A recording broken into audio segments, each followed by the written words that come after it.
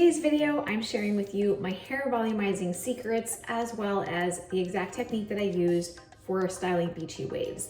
Recently on Instagram, I posted a picture and my hair was really huge and I joked that I had Texas size hair and I asked people if they wanted me to do this tutorial and I got a resounding yes.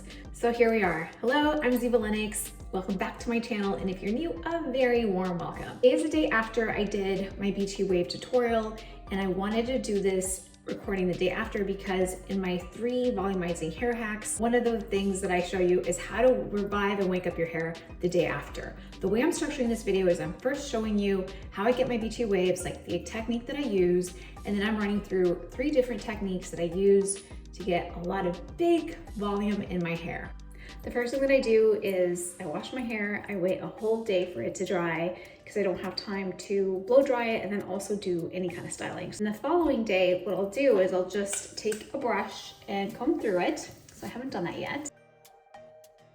I also don't prefer working with like very fresh, clean hair because when you have wavy hair, wavy coarse hair, it's very hard to manage it actually. It's difficult to make it do what you want. So I find that after a day with a little bit of dirt in there, it helps to kind of be more malleable. However, if it does get to be very dirty, like in a couple of days, it'll be so greasy that I don't have any control anymore. So there's like a sweet spot. Everybody's hair is different. One of the things that I have found to be a big helper in volume is to switch my shampoo.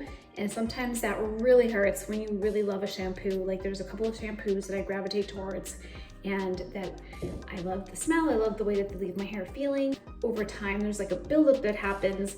And so it's kind of nice to reset and switch. You don't even have to do anything special to reset, but I do like to just probably every couple of weeks or so rotate. I have about 3 or 4 different shampoos that I kind of rotate through and kind of continue on in this way so that my hair doesn't get too used to it. I haven't used this in a while, but one thing that I really love to use for my hair to reset it was the Goop Himalayan Salt Mask. You just put it on your hair, it kind of foams, feels so good. And then like that first night that you like wash it out, you just notice like a lift and it just felt so good. I need to reorder it because I haven't used it in a while. So once I comb through and my wavy hair just looks kind of blah and messy, it looks a little bit yucky. So the next thing that I do is I'll put like a heat protector through my hair and just be very, very light with it because it usually tends to weigh it down. Kerastase has this really nice one. Of course, I cannot find it. I recently moved, so I'm still unpacking all of my beauty things and I cannot find it right this second, but it is important for heat styling to use any kind of protector. I think they all do very similar things. I just love Kerastase, hair oil, hair masks, and also the hair heat protector as well. So then after that, this is like, I think a 1 1/4 barrel. It's Hot Tools. Use Hot Tools now for a while and I really like it. And usually the way that I do it is I just kind of part it wherever my hair wants to part naturally. It kind of shifts. It used to be a little off to the side, and for a while there it really wanted to be like right here. But right now, the last 6 months or so, it wants to be right in the middle. Maybe my part is being influenced by Gen Z, right? They don't like the hair to the side. Okay, this is future me. I'm going to show you exactly how I got these shapes and these curls and this whole thing. But one thing that I wanted to call out right from the very beginning, one of the things that really helps with volume is actually when you grab your hair, for example, this is not a good one because it's not very deep. For example, when you start getting in and you grab your hair, the tendency is to grab up and down. You see that? Up and down like this, and then curl this way, and then put it through the barrel, right? Like this.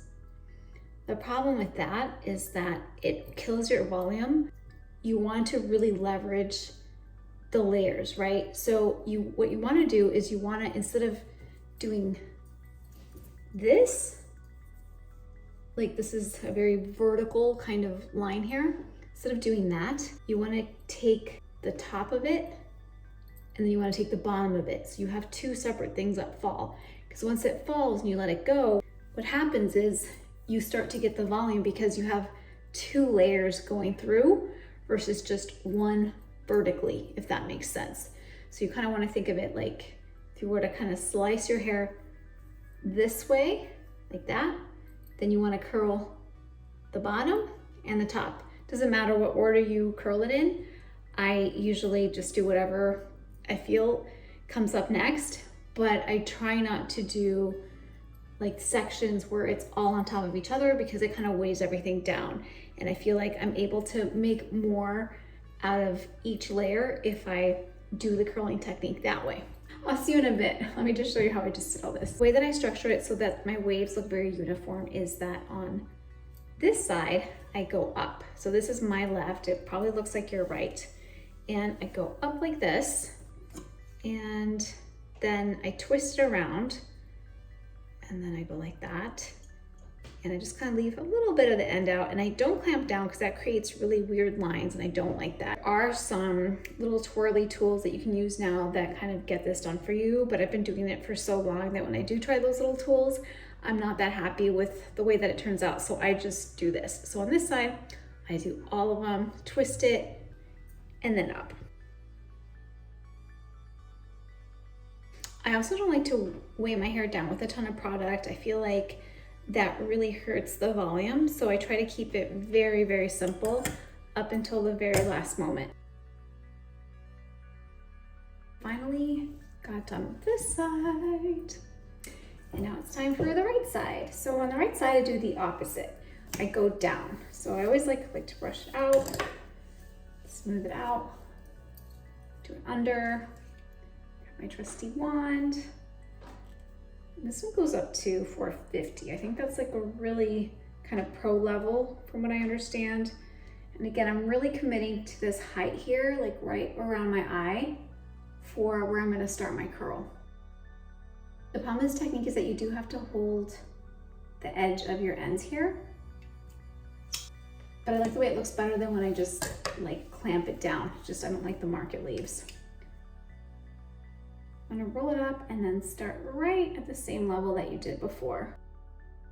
Twisting is really important. You wanna make sure that you twist your hair around and that it's not like such a tight twist, because then that ends up looking like a very like Shirley Temple kind of curl.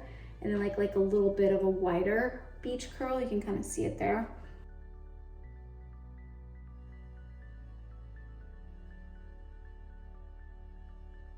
Okay, so now that you're all curled, you have some decisions to make. Some people like to brush it out.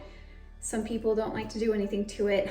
I do kind of just a manual brushing out. When I brush it out, my hair doesn't hold as well in the long run. And I also don't like how it suddenly looks a lot less curly and wavy than if I had just left it alone.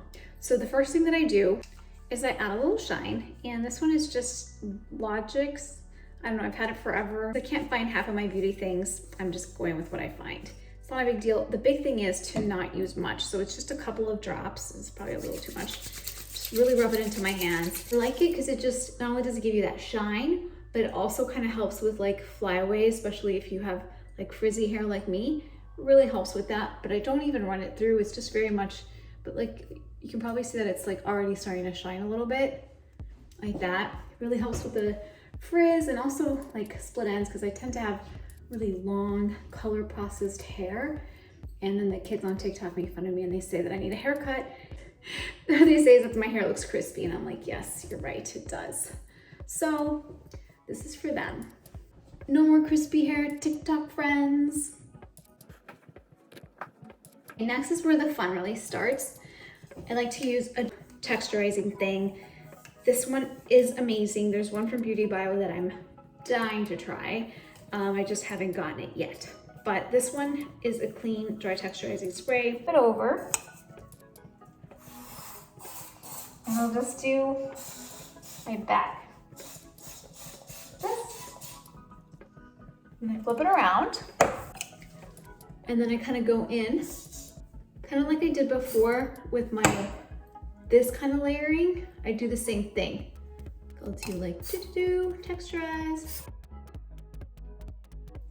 The other thing that you can do for that extra like 80s supermodel hairdo is you can grab like this part of your hair like this and tease it right here. Just kind of give you a little bump it action. You start to feel the coating and kind of like the actual texturizing, and it really helps with that. So hair was starting to really pop. Okay, so this is the day after, so I'm gonna show you the 3 tips that I do to get the most volume out of my hair.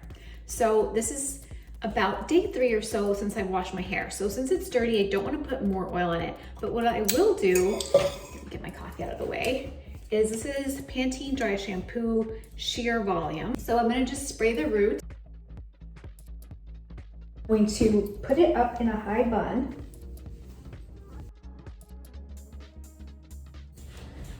And I recommend doing this for about anywhere from 20 to 30 minutes, maybe while you get ready or do the rest of your makeup or just finish getting out of the house. 20 minutes later, volume in my roots, okay? And so from there, again, I didn't brush out my hair too much because that would have gotten rid of a lot of the curl, and it kind of held up pretty well from last night's texturizing. You can see that my roots have totally been revived. The other thing that works really well for volume is to switch your part. So this is kind of where my hair naturally wants to part, other than the center, is like this side.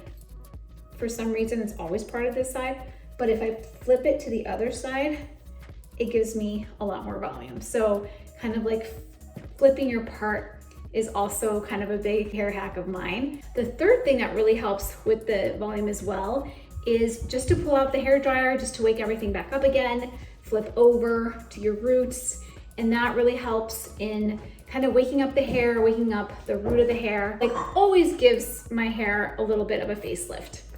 And there you have it. This is exactly what I do to get my voluminous, beachy waves, Texas size hair. I hope this was helpful and that you try some of these hair volumizing hacks, including the actual curling technique that I've been using now for a few years. And if you had fun with me today, make sure to give me a thumbs up. Thank you so much for watching, and I'll see you soon.